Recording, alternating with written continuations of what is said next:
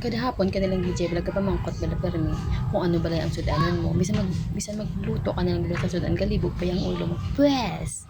Ay tungod paborito ko ni. Pag nakita ko sa vlog ko, sige. Napisanan ko magluto. I-prepare ta ang pinakasimple nga mga panakot. Ining garlic, kag paanghang. Pero ang garlic kinang natin siya pinuhon.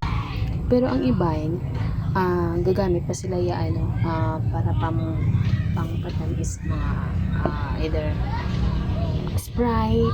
Tika ito pinakasimple lang din nga pagluto. Siyempre magamit ito sa kalamay. Siyempre para nga mas mapanamit gid ang sabor. Butangan natin sa buttercup. Beka naman.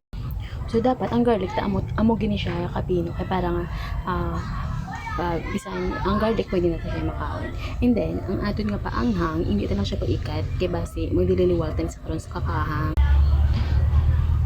Ready ta na aton lutuan nga di oling-oling kay amo nga gasto guba. Pero tutuod sila wala kami pambakal. Pero in fairness ang ini nga lulutuan nga di uling-uling high tech nga guys. Pwede mo na siya pwede ka di kaluto nga kahoy ang gamiton mo. Kung kahoy ang gamiton mo, pwede mo na sa kaksoy. Nakakas-kakas na siya mo.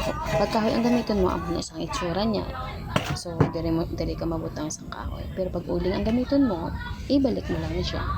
Hari. Shout out ganino sa naghimo si May sa baklan ko ni dako ng mga bulig nila pagbagyo. Madam Riza, hi! So kung ready ta na aton kalaha, pag ito sa kalaha, ibutan ta na ang aton nga butter. Kung ito nga matunaw ang aton nga butter, pag matunaw ang aton nga butter, pwede kita na ibutan ang aton nga garlic. Bango! Nabutan ta lang aton nga garlic, nabutan ta nga mag-brown. Pag mag-brown ang aton nga garlic, pwede ta na ibutan ang aton nga shrimp. Nabutan ka ng aton nga shrimp. Baka dagot-lag ko. Pasensya na.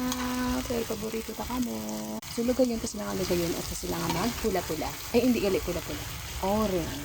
O, diba? Kadagot-lag ko sa ila. So, ibutan ta na ang tanan ng mga panak. Hindi siya diretso na duloy-duloyang kay do ano siya. Duloy-dulag ko. Hold ta. Asa magluto.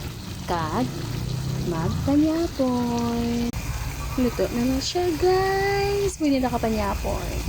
Sira na naman ang diet ko. Let's eat. Bye!